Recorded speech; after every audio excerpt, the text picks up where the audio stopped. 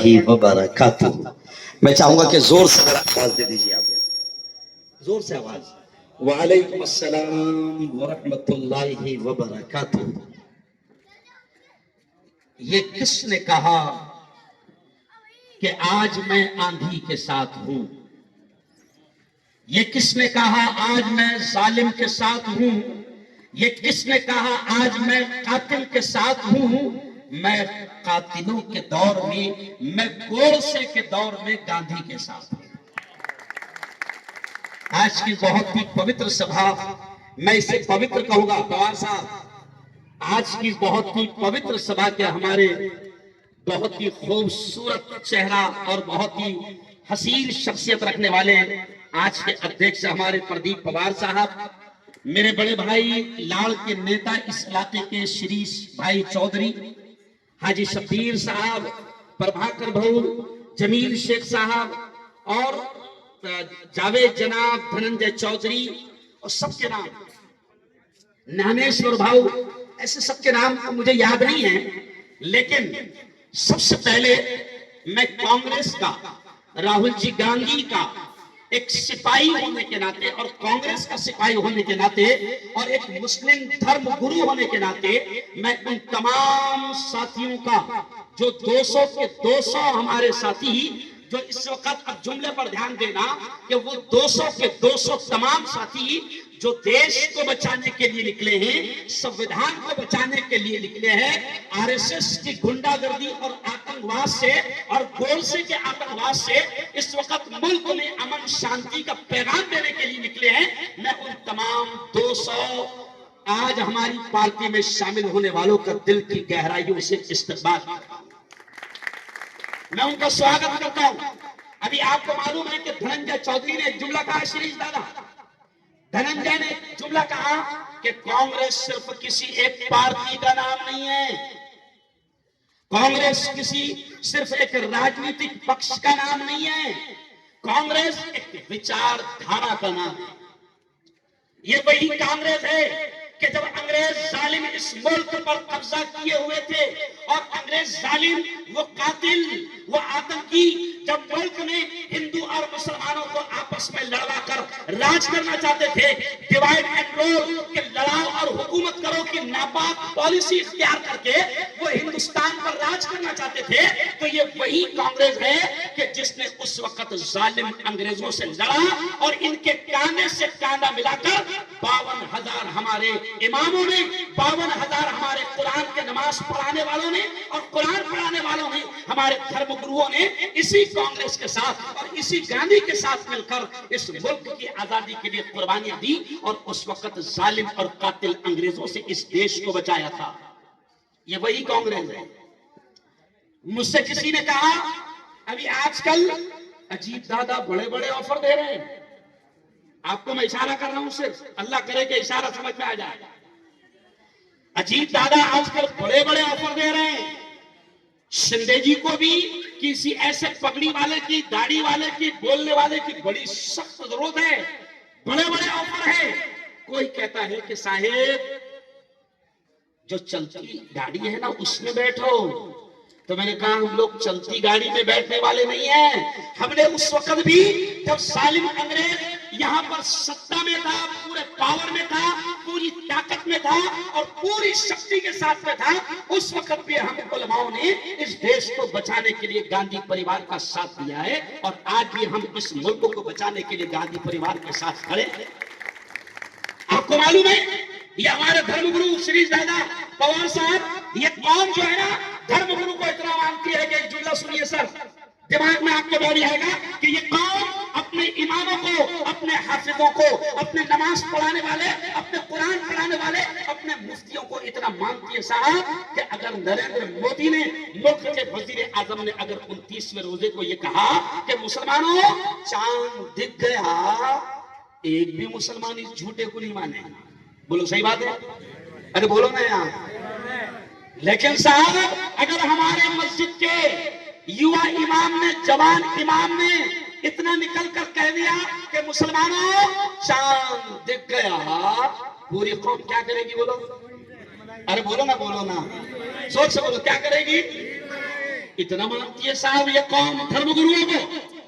अब प्रभाकर भाऊ ये जुमला सुने आप, पवार साहब के इतना मानती है ये धर्मगुरुओं को, और मुसलमानों में तुमको बता दूं कि ये देश हमारा बड़ा प्यारा है, बहुत प्यारा है। इस देश के बारे में आपके और मेरे आका ताजदार मदीना हजरत मोहम्मद मुस्तफा जोर से कह दो सल्लल्लाहु अलैहि वसल्लम ने मक्का की जमीन पर बैठकर साहब इस देश के बारे में क्या कहा था। प्रभाकर साहब हमारे प्रेषित ने इस देश के बारे में कहा था कि मुझे हिंद से यानी हिंदुस्तान से, मुझे हिंद से ठंडी ठंडी हवाएं आती है, ये हमारे नबी ने कहा। अब मुसलमानों, मैं हिंदू भाइयों को भी कहता हूं, अभी पिछले हफ्ते में राजस्थान में था, मैंने वहां पर भी ये कहा कि सुनो मेरे हिंदू भाइयों और मुसलमान भाइयों कि हमारे नबी ने आज से 1500 साल पहले इस प्यारे मुल्क के बारे में ये कहा था कि मुझे हिंद से ठंडी ठंडी हवाएं आती है। तो मैं हिंदुओं से कहता हूं, मुसलमानों से कहता हूं कि अब तुमको हमको मिलकर देखना पड़ेगा कि कौन शैतान है जो ठंडी हवाओं को गर्म कर रहा है। बजाओ यहां तालियां। हमको देखना पड़ेगा कि कौन शैतान है जो इस मुल्क की ठंडी हवाओं को गर्म कर रहा है। सुनो, कांग्रेस का एक हमेशा अमन का, शांति का, एकता का पैगाम है। कांग्रेस क्या कहती है, ये देखो कितना अच्छा स्टेज लग रहा है, श्रीज दादा बैठे हैं, पवार साहब बैठे हैं, प्रभाकर भाव बैठे हैं, ज्ञानेश्वर भाव बैठे हैं, और उनके बीच में एक मौलवी मुल्ला दाढ़ी पगड़ी वाला बैठा है। अरे इसी को कहते हैं सच्चा हिंदुस्तान, जिसको कांग्रेस लेकर चलती है। कांग्रेस का क्या पैगाम है सुनो, कांग्रेस का ये पैगाम है कि हवेली झोपड़ी सबका मुकद्दर फूट जाएगा। कांग्रेस का ये संदेश है कि हवेली झोपड़ी सबका मुकद्दर फूट जाएगा अगर ये साथ हिंदू और मुस्लिम छूट जाएगा। देखो जरा प्रभाकर उधर खड़े हो, इधर मेरे साथ में देखो, कांग्रेस का क्या संदेश है कि हवेली झोपड़ी सबका मुकद्दर फूट जाएगा अगर ये साथ हिंदू और मुस्लिम छूट जाएगा। अरे दुआ करो ये प्यार के रिश्ते रहे कायम, ये रिश्ते टूट जाएंगे तो भारत टूट जाएगा।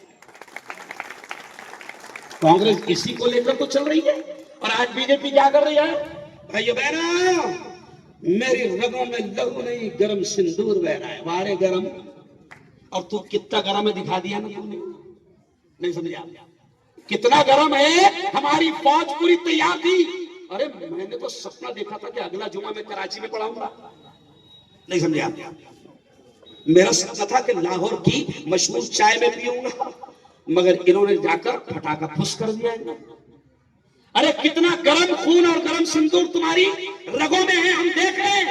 मैं उस गांव में भी गया जहां नरेंद्र जी मोदी का जो गांव है, मैंने वहां पर ही कहा कि मैं देखो, मोदी जी भी मेरे भाई है, क्योंकि मैं बचपन से ऐसा पढ़ते हुए आया हूं, सब भारतीय मेरे भाई। और अरे बोलो ना बहने, अब अगर बड़ा भाई बावले चाले करे तो उसको तो समझाने को ना, अरे बोलो ना भाई, अगर बड़ा भाई बावले चाले कर रहे तो उसको नहीं समझाएंगे।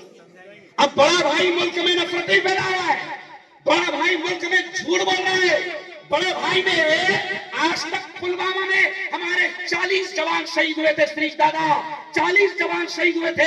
आज हमने उनको श्रद्धांजलि पेश की, आज हमने पहलगाम कश्मीर में शहीद होने वालों को श्रद्धांजलि पेश की। लेकिन मैं पूछता हूं बीजेपी सरकार से, नरेंद्र मोदी से, जो मुल्क के हिंदुओं को भी बावला बना रहा है, अरे आज तक 2019 में जिन आतंकवादियों ने पुलवामा में हमला किया था, आज तक के तुम उन आतंकवादियों को पकड़ नहीं पाए, और आज भी हमारा खून खबल रहा है। हम तो ये चाहते हैं दादा कि आतंकवादी है, आतंकवादी का कोई धर्म और कोई मजहब नहीं होता। हम तो ये चाहते हैं कि पहलगाम में जिन कुत्तों ने, जिन आतंकवादियों ने बेकसूर आम इंसानों को मारा है, उनको लाओ और फांसी के फंदे पर चढ़ाओ, सख्त से सख्त सजा दो। क्योंकि हमारा पवित्र कुरान कहता है, अल्लाह ये कहता है, किसी एक बेकसूर इंसान को मारने वाला, पवित्र कुरान कहता है पवार साहब कि किसी एक बेकसूर इंसान को मारने वाला पूरी इंसानियत और पूरी मानवता का कातिल है। हम तो ये कहते हैं, लाओ ना मोदी जी आतंकवादियों को पकड़ के। मगर कमाल की बात है, 2019 के 5 साल में 6 साल से पकड़े नहीं गए, तो पहलगाम के 1 महीने में पकड़े जाएंगे क्या? अरे बोलो ना, नहीं, बेवकूफ बना रहे मुल्क को, हिंदुओं को भी बेवकूफ बना रहे हैं, जनता को बेवकूफ बना रहे हैं। अरे हम ये कहते हैं कि अब पूरा मुल्क इनके झूठ को जान चुका है। अभी आपने कहा ना सर, क्या नाम है आपका, शकील सर ने कहा ना कि हालात बदल रहे हैं, क्यों? तो अब लोग यकीनन हालात बदल रहे हैं और सबको हाथ फिर याद आ रहा है। हाथ ही हाथ पकड़ेगा, जुमला समझ लो, हाथ ही, अरे बोलो, हाथ ही हाथ पकड़ेगा और हाथ ही हालात को बदलेगा। आपने बहुत सही फैसला किया है। मुझे बस थोड़ी सी बात कहकर अब बात को खत्म करूंगा कि जो लोग आए हैं ना, हम उनका दिल से स्वागत करते हैं। और हाजी शब्बीर साहब, जो लोग आए हैं ना, ये देश को बचाने के लिए आए, ये संविधान को बचाने के लिए आए। अरे मुसलमानों, ये मुफ्ती हारून पूरे मुल्क के कोने कोने में जा रहा है और ये कह रहा है कि हमारी मज़ारों की जमीनें, हमारी खानकाहों की जमीनें, हमारे कब्रिस्तान की जमीनें, हमारी मस्जिदें, हमारे मदरसे, या हमारी औकाफ की जमीनें। मुफ्ती हारून पूरे हिंदुस्तान में कह रहा है कि जब ये जालिम सरकार, मोदी सरकार इन जमीनों पर नापाक नजर गार कर, औकाफ की जमीनों पर, खानकाहों की जमीनों पर, मज़ारों की जमीनों पर, अल्लाह के वलियों की दरगाहों की जमीनों पर ये नापाक नजरें गाड़ी है, तो मैं बड़े फख्र के साथ कहता हूं कि मेरे गांधी परिवार ने और कांग्रेस ने इस काले कानून का, वक्फ के कानून का जोरदार विरोध किया, जोरदार विरोध किया है। और आपको मालूम है सर, शेष भाई, एक और खास बात, वक्फ का जो कानून है ना, गौर से सुन लो यावल वालों, हिंदू मुसलमान का लफड़ा नहीं है, ये इसको बनाना चाह रहे हैं। लेकिन खुशी की बात है जावेद जनाब, हाजी साहब, खुशी की बात है, सुनो, 238 खासदारों ने, ये जुमला सुनना, 238 खासदारों ने वक्फ के काले कानून का विरोध किया। और दादा, हमको खुशी है कि 238 में से 220 वो खासदार थे जो हमारे हिंदू भाई। क्यों? इसलिए मोदी सरकार घबरा गई। अरे बाप रे, फिर मैंने हिंदू भाइयों को भी समझाया कि इस चोर की नजर सिर्फ हमारी जमीन पर नहीं है। सुनो सुनो, पहले भड़काया गया हिंदू भाइयों को कि वक्फ की प्रॉपर्टी बहुत है, तीसरे नंबर पर मुसलमानों की जमीन है। लेकिन जब खुलती तो सब खुलती ना, फिर जब खुला करवा कर भाओ तो बाद में पता चला कि इस चोर की नजर, अरे बाद में तो ये पता चला, श्री दादा आप पढ़ेंगे तो ताज्जुब करेंगे पवार के बाद में ये पता चला कि हिंदुओं को भ्रम में लाने के लिए ये हुआ चलाया गया, ये नैरेटिव बनाया गया कि मुसलमानों के पास बहुत प्रॉपर्टी है। अच्छा, मुसलमान भी दादा बहुत खुश हो रहे, बाप रे अपनी इतने मालदार है, मुसलमान भी खुश हो रहे थे। बाद में पता चला कि सिर्फ ये जितनी तुम्हारी औकाफ की जमीन है ना, सुनो मुसलमानों, सिर्फ हिंदू भाइयों के 4 मंदिर ऐसे, गौर से सुन रहे होगा, तिरुपति बालाजी मंदिर भी उसमें, सिर्फ धनंजय हिंदू भाइयों के 4 मंदिरों के पास में इतनी प्रॉपर्टी है कि हमारी औकाफ की प्रॉपर्टी उसके सामने चारा नहीं। तो हिंदू भाइयों को भी समझ में आया, अच्छा पहले ये मुसलमानों को निशाना बनाएगा, बाद में फिर तिरुपति बालाजी के सोने पर इस चोर की, अरे बोलो, नजर एक एक करके मारने वाला था वो।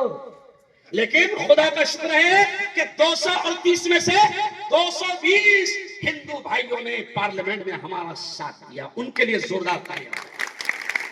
कल जलगांव के ईदगाह मैदान में भाऊ 25,000 पब्लिक थी मुसलमानों की इस कानून के खिलाफ, तो वहां पर हमने उन तमाम हिंदू खासदारों का दिल की गहराइयों से अब्दुल करीम सालार साहब ने और हमने उनका शुक्रिया अदा किया जिन्होंने पार्लियामेंट में इस वक्फ के काले कानून के खिलाफ हमारा साथ दिया। आज भी हम उनका शुक्रिया अदा करते हैं।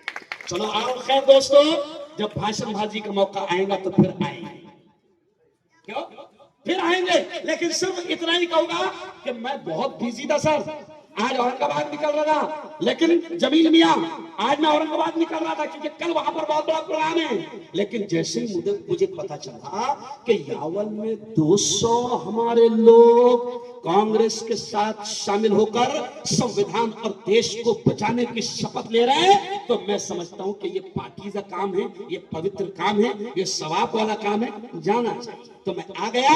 खैर अभी फिर मैं कह रहा हूं, देखो सिर्फ आपने इतना बोल देना गया। आपने क्या बोलना, जोर से बोलना, क्या बोलना, गया। मैं हमारे परम मित्र अगर कहूं तो शायद गलत ना होगा, क्योंकि मैं बहुत प्यार करता हूं।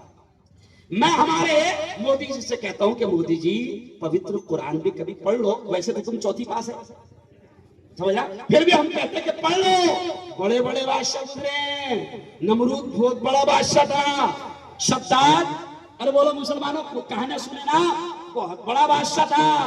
फिरौन बहुत बड़ा बादशाह था, फिरौन को प्लेटफॉर्म पे चाय नहीं बेचता था, बहुत बड़ा बादशाह था। तो मैंने मोदी जी से नागपुर के प्रोग्राम में कहा कि मोदी जी बड़े बड़े आए, क्यों, अब तुमने सिर्फ गया बोलना, क्या बोलना, गया। देखो बोलो जोर से, नमरूद आया, जोर से, नमरूद आया, गया, शद्दाद आया, गया, कारून आया, गया, हामान आया, गया, फिरौन आया, गया, ये भी आया, गया। अरे बोलो, तो इंशाल्लाह अब हम 200 आगे गए, बोलो जोर से, गए। तो कोई, अच्छा एक बात सुन लो, आखिर एक धर्मगुरु होने के नाते कह रहा हूं, हालात से कभी घबराना नहीं, लड़ना। क्यों धनंजय, चढ़वड़ है हम, क्या है, चढ़वड़ है, हालात से घबराना नहीं। दिल्ली के लाल किले से लेकर लाहौर और कराची की सड़क तक, जावेद जनाब ने कहा ना कि दिल्ली के लाल किले से लेकर लाहौर और कराची की सड़क तक कोई पेड़, कोई झाड़ ऐसा बाकी नहीं था जहां पर हमारे धर्म गुरुओं को लटकाया ना गया। तो हम कुर्बानी देने वाली कौम है। अच्छा, हम देने वाली कौम है, हम लेने वाली नहीं है। बोलो सच्ची बोलो, हमने ताजमहल लिया, करोड़ों खा रहा बेटा तू, नहीं समझा, अरे बोलो मैं शर्मा के वास्ते, ताजमहल हमने दिया, करोड़ों खा रहे तुम, क्यों, लाल किला, वो जो इतरा इतरा के झंडा लहराता ना जो लाल किले पर, वो लाल किला भी, अरे बोलो ना यार, हमने दिया है ना। वो बेजपुर का खूबसूरत गोल गुंबद भी हमने दिया। धनंजय, इसलिए कहना पड़ता है इस कौम को कि ये डर कर न जिए। राहत इंदौरी ने क्या कहा था, राहत इंदौरी ने, सुनो सुनो, राहत इंदौरी ने कहा था कि सभी का खून है शामिल यहाँ की मिट्टी में। राहत इंदौरी ने कहा था कि सभी का खून है शामिल यहाँ की मिट्टी में, किसी के बाप का हिंदुस्तान थोड़ी है। और आग लगाने वालों से क्या कहा था राहत इंदौरी ने, ओ योगी जी, ओ मोदी जी, ओ आग लगाने वालों सुनो, राहत इंदौरी ने कहा था कि लगेगी आग तो आएंगे घर कई सदमे, लगेगी आग तो आएंगे घर कई सदमे, यहाँ पर सिर्फ हमारा मकान थोड़ी है। बेटा आग लगा रहा तो आज मैं, तो कल वो, तो परसों तो हम तो आग बुझाने वाले हैं, हम तो इस देश को बचाने वाले हैं। हम कभी भी, कहो इंशाल्लाह, हम कभी भी हिंदू मुसलमानों का झगड़ा होने नहीं देंगे, कहो इंशाल्लाह। और देश को बचाने के लिए नफरतों से क्या करना पड़ेगा, हाथ का हाथ पकड़ना पड़ेगा, हाथ को मजबूत और बोलो करना पड़ेगा, समझ रहे आप। और फिर हालात बदलेंगे, नो टेंशन, घबराने की जरूरत नहीं। इसी पंक्ति पर अपनी बात को खत्म करूंगा। किसी कवि ने कहा है कि दिल बदल सकते हैं, जज्बात बदल सकते हैं, दिल बदल सकते हैं, जज्बात बदल सकते हैं, मुल्क के फिक्र ख्यालात बदल सकते हैं, और दौरे मौजूद के दिन रात बदल सकते हैं। हम बदल जाएं तो हालात, अरे बोलो। और आखिरी जुमला सुन लो, ये औलिया की जमीन है, ये मेरे ख्वाजा की जमीन है, ये मेरे ख्वाजा का हिंदुस्तान है। आखिरी मशवरा उनका शुभ चिंतक होने के नाते दे देता हूं कि देखो मोदी जी बावले चाले, अरे बोलो, हाँ, मेरे ख्वाजा की जमीन को और मेरे ख्वाजा के आस्थाने को छेड़ने की एक ने कोशिश किया। क्यों, वो कोई विष्णु गुप्ता था, आपको मालूम है, जरा गूगल उठाकर देखो। जैसे ही उसने मेरे ख्वाजा के आस्थाने को छेड़ने की कोशिश किया, अल्हम्दुलिल्लाह 3 दिन के बाद में खटिया पर नजर आया। तो मैं कहता हूं कि देखो, दुश्मन पहले मेरे ख्वाजा के पहले भी दुश्मन आए थे, लेकिन सब कदमों में आ गए। तो इसलिए ये जुमला मैं कहूंगा, आपने जोर से बोलना, मेरा मशहूर डायलॉग है। मैंने परसों अकोला में भी कहा, नागपुर में भी कहा, राजस्थान में भी कहा। कौन सा जुमला? कि जिसने लिया मेरे ख्वाजा से पंगा वो हुआ नंगा। जिसने लिया मेरे ख्वाजा से, अरे बोलो जोर से, जिसने लिया मेरे ख्वाजा से पंगा वो हुआ नंगा। तो इंशाअल्लाह भारतीय जनता पार्टी की पोल खुलकर रहेगी और वो भारतीय जनता पार्टी नंगी, अरे वो होकर रहेगी। व आखिर दावाना अनिल हम्दुलिल्लाहि रब्बिल आलमीन।